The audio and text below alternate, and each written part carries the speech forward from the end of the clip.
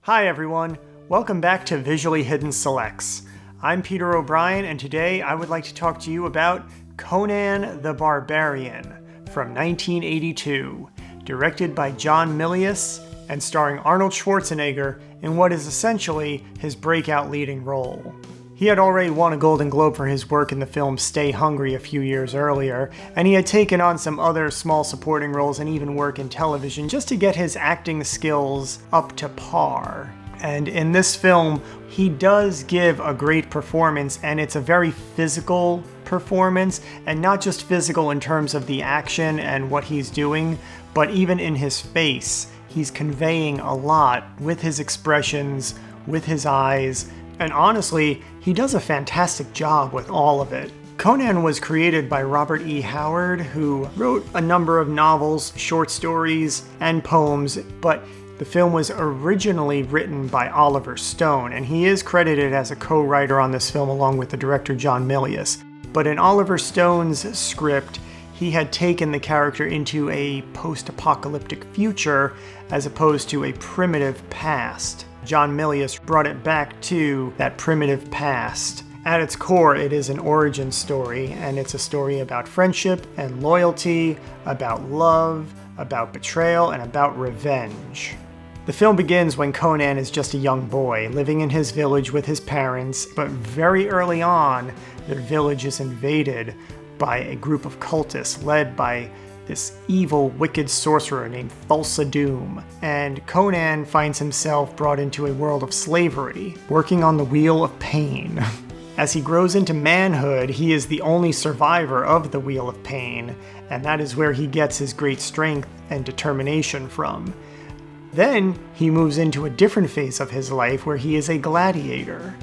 And once he conquers that realm, he is then set free to find his own way. All the while, Conan is searching for the cult that destroyed his family and ruined his village.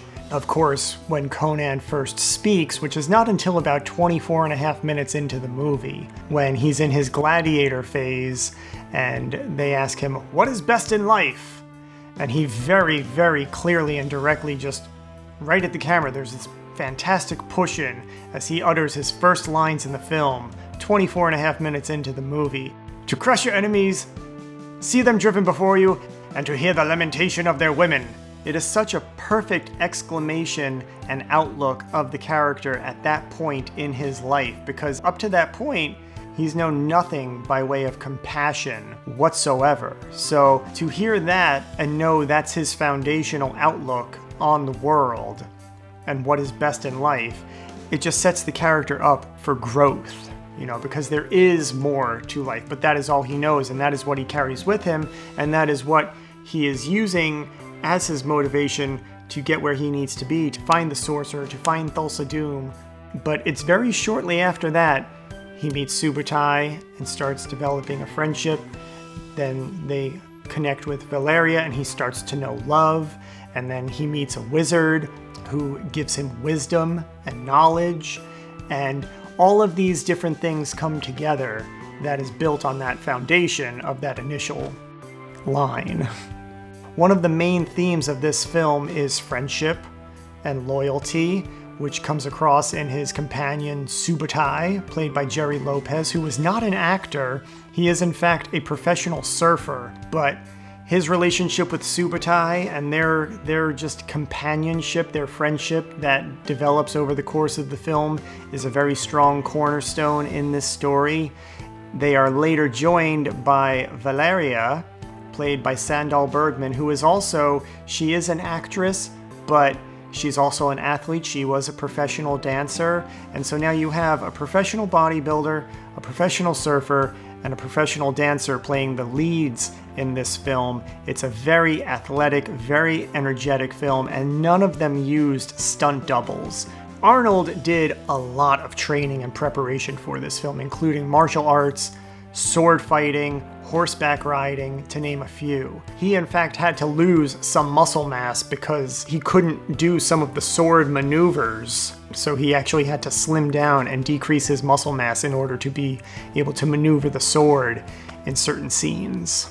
There are a lot of great supporting actors throughout this film. Some of them in large roles, some of them in smaller roles. James Earl Jones plays the villain, Thulsa Doom, but he is not a psychotic villain. He is a very charismatic villain. He is a very deceptive villain, and he is a very intelligent villain. And he just has this kind of look about him.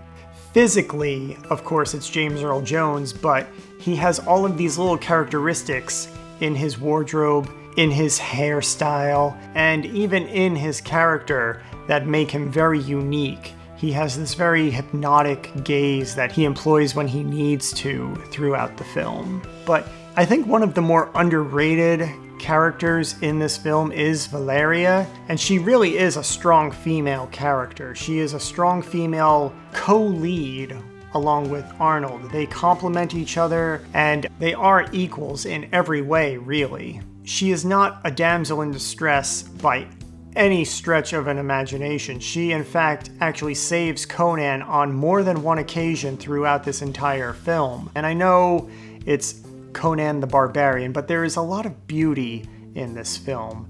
Not only in the story and in the characters and their relationships, but also the music.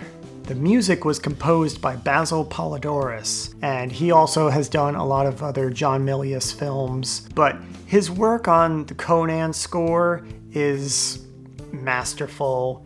I particularly love the opening theme, which is a piece of music called The Anvil of Crom. That is the basic foundation for this score. It is the main Conan theme that is then built on throughout the rest of the film. But there are a lot of other softer, sweeping cues throughout that just, again, tie the whole story together and adds a very dynamic element to the film.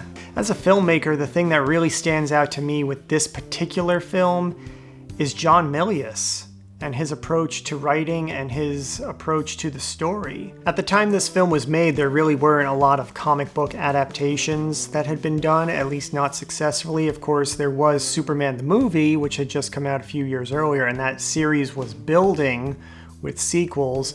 But Conan the Barbarian, at the time, a lot of people didn't really know what to expect from it. This film could have very easily been a campy send-up of Gladiator films, or it could have been done in a very cheap and cheesy kind of way, kind of like Conan the Destroyer.